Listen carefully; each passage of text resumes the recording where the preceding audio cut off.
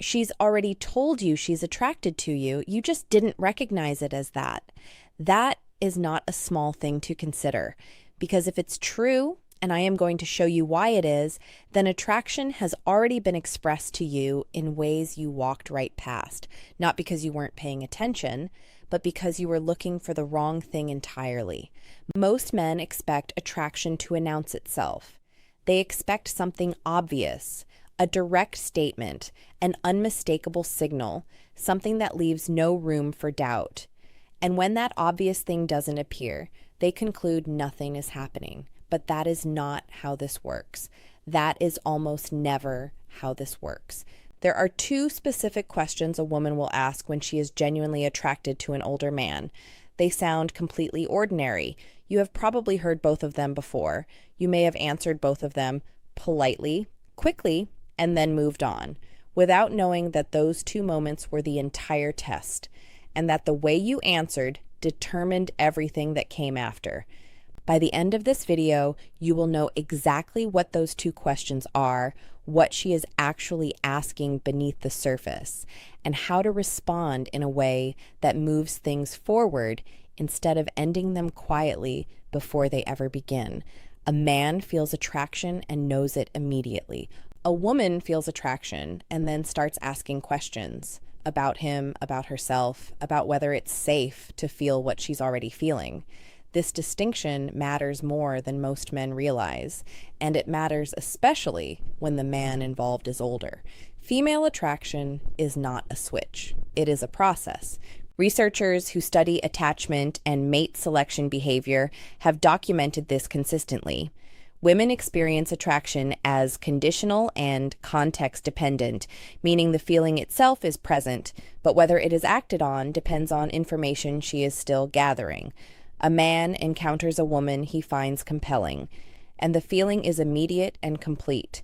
A woman encounters a man she finds compelling, and the feeling is real, but it exists alongside a series of unresolved questions running quietly in the background. Now add the dimension of age. When a woman is attracted to a significantly older man, her internal calculus becomes more complex, not because the attraction is weaker, but because there are additional layers of uncertainty she needs to resolve. Social perception is one of them. Her own ambivalence about what this attraction means is another. And beneath both of those, the most practical question of all: is this man actually available? And is it safe for me to let this feeling move forward? She is not going to say any of that out loud. Instead, she asks questions. Specific questions framed as casual conversation that give her the information she needs without requiring her to reveal anything about where she actually is emotionally. This is not manipulation. It is self-protection. It is what attraction looks like in women before it becomes something more visible. And this is why you keep missing it. You hear a question and you answer the question. You respond to what the words say, but the words are almost never the point. Once you understand that her questions are a form of interest, not interrogation, not idle curiosity, but genuine interest carefully disguised as small talk, the next thing you need to understand is what she is actually testing with those questions, because it is almost never what the question literally asks. She asks the question, you answer it, the conversation moves on, and some small current of energy between you goes quiet. You probably didn't notice. She did. Every question a woman asks when she is attracted to someone operates on two levels at the same time.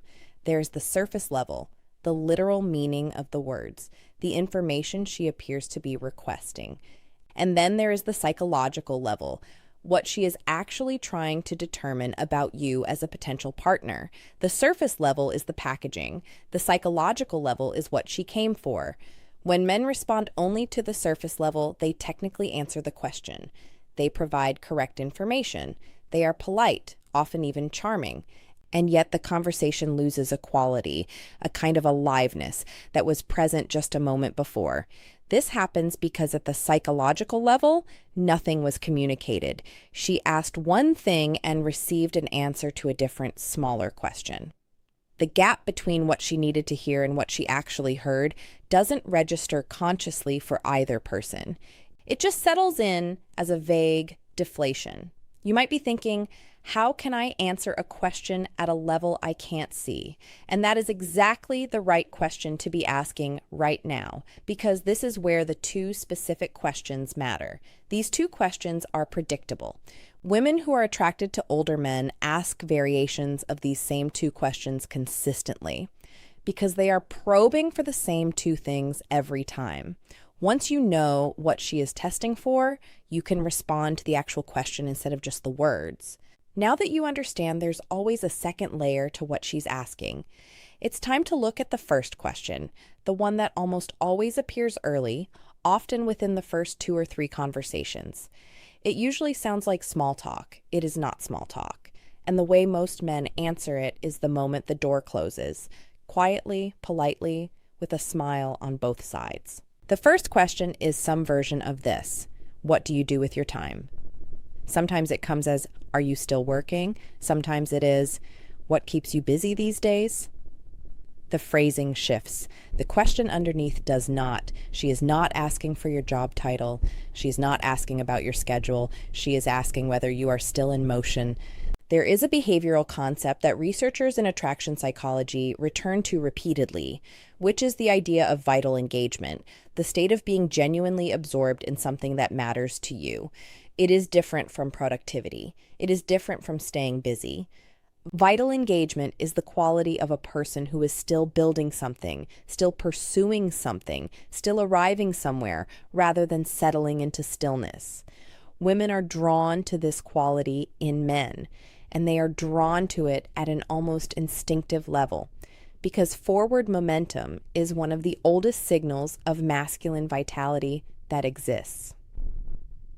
When a woman asks an older man what he does with his time, she is checking for that quality. She wants to know whether he has it. Here is where most older men go wrong in a way that is entirely understandable. They answer from a place of achievement. They describe what they have built, what they have accomplished, what they no longer need to chase. These are true things. These are often impressive things, but they are past tense answers to a present tense question. She asked where you are going. You told her where you have been. The answer that works is not a performance. It does not require you to pretend you are 28 or invent ambitions you do not actually have. It requires only that you speak about what you are currently engaged with, honestly, specifically, without apology. A man who says, I've been spending most of my time on a project I genuinely care about, and then describes that project with real specificity, communicates something entirely different from a man who lists his credentials and then trails off. One answer says, I am still here. The other says, I have arrived and stopped. Of course, context matters. A man who is retired and genuinely content can answer this question well without pretending otherwise. The signal she is reading is not the content of your days, it is your relationship to them. Do you speak about your life with the quiet engagement of someone who finds it interesting? Or do you speak about it with the faint resignation of someone who has accepted its final shape? One instance of a flat answer does not end anything. But when this question is answered without that quality of aliveness, she files it, and it changes what happens next. The first question tests whether you're still moving.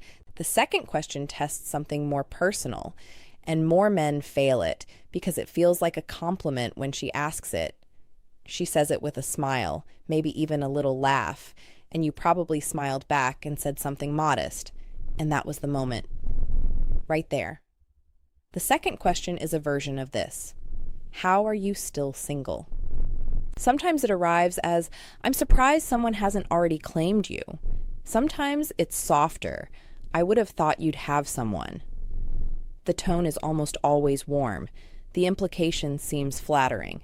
And that warmth, that apparent compliment, is exactly what causes most men to deflect it without realizing what they just walked away from, because she is not paying you a compliment. Or rather, she is, but that is not the primary function of the question.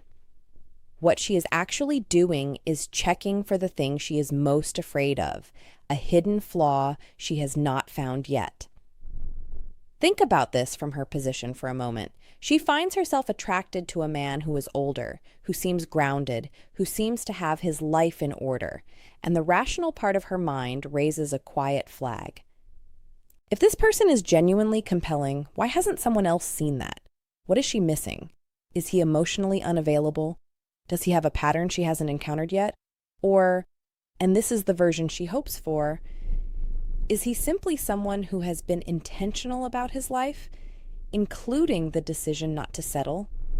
That is what she is trying to determine. And she is waiting for your answer to tell her. Now, you might think, can I just say something lighthearted and move on? And you can. But when you do, you pass through that moment without giving her anything real. Self-deprecating humor deflects. A quick, modest answer deflects. Even a joke deflects. All of these responses send the same signal. I am not going to engage seriously with the question you actually asked. The response that works does not require a monologue. It requires two things. First, it takes the question seriously, not heavily, not defensively, but with the calm self-awareness of someone who has actually thought about his own life. Second, it communicates that your availability is the result of choice, not circumstance, not arrogance, not performance, simply the quiet confidence of a man who knows the difference between being alone and being lonely and has never confused the two. Something like acknowledging that the question is worth a real answer, offering a brief and specific truth about why your life has looked the way it has, and doing both without apology or over-explanation. The exact words are yours to find. But the quality underneath them, grounded, self-aware, unhurried, is non-negotiable. Remember what I said at the very beginning, that these questions had already been asked of you, and that the way you answered determined everything that followed. We are almost at the part that explains why some answers work and others don't, even when the words seem similar. Now you know both questions. But knowing them isn't enough, because the difference between the man who moves things forward and the man who doesn't isn't just what he says. It's the energy underneath the words. You could say the exact right words and still lose her in that moment. And you could say something imperfect and have her lean toward you. The difference isn't the words. This is the part that most frameworks around attraction completely miss, because frameworks deal with content, and this has nothing to do with content. What a woman is measuring when she asks these two questions, and this is true whether she is conscious of it or not, is the quality of the man's relationship to himself. Not his status, not his credentials, his relationship to himself. Psychologists studying interpersonal attraction sometimes refer to this as psychological groundedness, the quality of someone who occupies their own identity without either defending it or performing it. It is the opposite of anxious competence, which is what happens when a man knows the right things to say, but says them from a place of wanting to be approved of. Anxious competence sounds almost right, but feels slightly off, and women are extraordinarily sensitive to that gap. Grounded presence, on the other hand, is a man who answers a question because he finds it worth answering, not because he is trying to pass a test. He is not managing her impression of him. He is simply being clear about who he is. That quality, more than any specific phrasing, is what causes her to want to continue the conversation. Here is a specific contrast. Two men receive the same question. How are you still single? And both give factually similar answers about having been focused on their work and not having found the right person. One man delivers this while slightly smiling in a way that doesn't quite reach his eyes. A smile that signals he finds the question mildly uncomfortable and is working to land the response correctly. The other man delivers essentially the same words while maintaining unhurried eye contact, with a tone that communicates he has considered this honestly and is simply telling her the truth. Same content, entirely different experience for her. She leans toward the second man, not because he said something different, but because she felt something different in how he occupied that moment. Of course, this is not something you can manufacture in the moment by trying harder. Trying harder is anxious competence. What actually produces grounded presence is having done enough honest thinking about your own life that when she asks, the answer is already real. You are just sharing it. Most men, once they understand those two questions, think they now have the full picture. They don't, because there's a third element. Not a question she asks, but something she does with her body and her attention in the seconds after you answer, and almost no one is watching for it. Her answer to your answer is the real answer, and it lasts about 4 seconds. Most men are still processing what they just said, and they miss it entirely. In the seconds immediately following your response to either of these questions, a woman who is attracted to you gives an involuntary signal that tells you exactly how your answer landed. It is not the verbal response she offers, because that response will be polite regardless of what just happened. She will nod, she may smile, she may say something affirming. That surface layer tells you almost nothing. What tells you everything is what she does with the conversation in the next 4 to 6 seconds. Does she follow your answer with something that extends it? A question, a comment, a personal disclosure of her own that builds on what you just said? Or does she receive your answer, acknowledge it warmly, and then redirect the conversation to something unrelated? Behavioral researchers studying conversation dynamics call this lean-in language the tendency to continue building on a topic when it has created genuine engagement, versus the redirect that occurs when a topic has been socially completed but not emotionally activated. Lean-in language is involuntary. It happens because something you said created momentum she wants to follow. The redirect happens because the answer was received but did not land at the deeper level. Here is what this looks like in practice. You answer the question about what you do with your time. She says, "Oh, that's interesting," and then asks you where you grew up. That is a redirect. The conversation has moved. Compare that to you answer the same question and she says, "Really? How long have you been doing that?" Or, "I've always been curious about that world. What made you start?" That is lean-in language. She is not changing the subject. She is following you deeper into it. Now, you might be wondering, what if I notice a redirect? Does that mean it's over? And the answer is no. A redirect after one answer is information, not a verdict. What it tells you is that something in that exchange did not reach her at the level she needed, and a course correction in the next exchange is possible. If you are aware enough to notice the redirect, you are aware enough to bring something different to the next moment of the conversation. The mistake most men make is not noticing any of this at all. They are present in the conversation, but absent from its texture, responding to what is said while missing what is being communicated. They read the smile and conclude things are going well. They should have been reading the follow-up. Most people read attraction through what they are told. What actually moves is what happens between the words in the question she chooses to ask and in the 4 seconds after you answer them. Those 2 questions she asked you or will ask you were never really about the information. They were about you. Whether you are still moving through your life with genuine engagement, whether you are available in the way that actually means something, not just technically unattached, but intentionally present, whether your relationship to yourself is stable enough that she can feel safe being curious about you. Every woman who is attracted to an older man is asking herself a version of the same question. Is this safe to feel? Not safe in an obvious way.